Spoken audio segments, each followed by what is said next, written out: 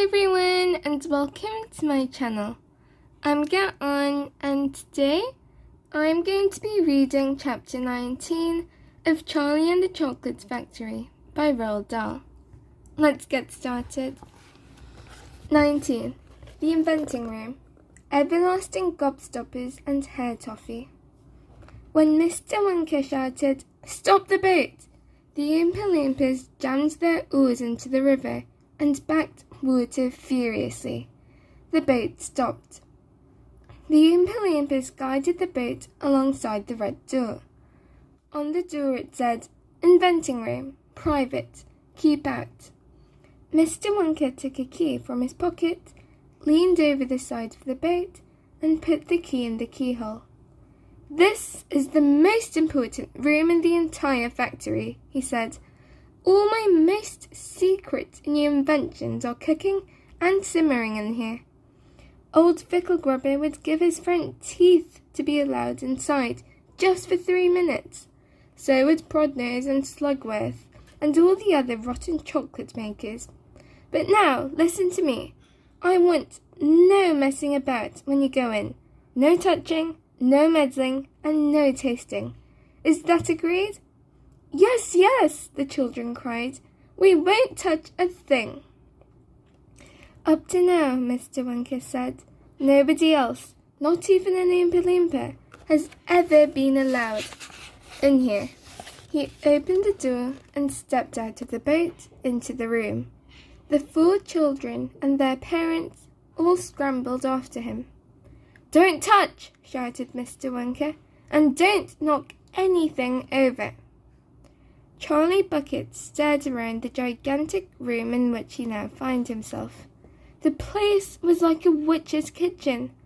All about him, black metal pots were boiling and bubbling on huge stoves, and kettles were hissing and pans were sizzling, and strange iron machines were clanking and spluttering, and there were pipes running all over the ceiling and walls. And the whole place was filled with smoke and steam and delicious rich smells. Mr. Wonka himself had suddenly become even more excited than usual, and anyone could see that this was the room he loved best of all. He was hopping about among the saucepans and the machines like a child among his Christmas presents, not knowing which thing to look at first. He lifted the lid from a huge pot and took a sniff. Then he rushed over and dipped a finger into a barrel of sticky yellow stuff and had a taste. Then he skipped across to one of the machines and turned 6 knobs this way and that. Then he peered anxiously through the glass door of a gigantic oven, rubbing his hands and cackling with delight at what he saw inside. Then he ran over to another machine, a small shiny affair that kept going foot, foot, foot, foot, foot, and every time it went foot, a large green marble dropped out of it into a basket on the floor. At least, it looked like a marble. "Everlasting Gobstoppers," cried Mr. Wonka proudly. "They're completely new. I'm inventing them for children who are given very little pocket money. You can put an everlasting gobstopper in your mouth, and you can suck it and suck it and suck it and suck it, and it will never get any smaller." "It's like gum," cried Violet Beauregard. "It is not like gum," Mr. Wonka said. "Gum is for chewing, and if you tried chewing one of these gobstoppers here, you'd break your teeth off. And they never get any smaller. They never disappear. Never. At least, I don't think they do. There's one of them being tested this very moment in the testing room next door. An Oompa Loompa is sucking it. He's been sucking it for very nearly a year now without stopping, and it's still just as good as ever. Now, over here," Mr. Wonka went on, skipping excitedly across the room to the opposite wall. "Over here I am inventing a completely new line in toffees." He stopped beside a large saucepan. The saucepan was full of a thick, gooey, purplish treacle, boiling and bubbling. By standing on his toes, little Charlie could just see inside it.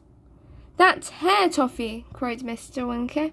"You eat just one tiny bit of that, and in exactly half an hour, a brand new, luscious, thick, silky, beautiful crop of hair will start growing out all over the top of your head, and a moustache and a beard." "A beard?" cried Veruca Salt. "Who wants a beard, for heaven's sake?" "It would suit you very well," said Mr. Wonka. "But unfortunately, the mixture is not quite right yet. I've got it too strong. It works too well. I tried it on an Oompa Loompa yesterday in the testing room, and immediately a huge black beard started shooting out of his chin, and the beard grew so fast that soon it was trailing all over the floor in a thick, hairy carpet. It was growing faster than we could cut it. In the end, we had to use a lawnmower to keep it in check. But I'll get the mixture right soon, and when I do, then there'll be no excuse anymore for little boys and girls going about with bald heads." "But, Mr. Wonka," said Mike TV, "little boys and girls never do go about with—" "Don't argue, my dear child. Please don't argue," cried Mr. Wonka. "It's such a waste of precious time. Now, over here, if you will all step this way, I'll show you something that I am terrifically proud of. Oh, do be careful. Don't knock anything over. Stand back." That's the end of this video, and I really hope you've enjoyed it.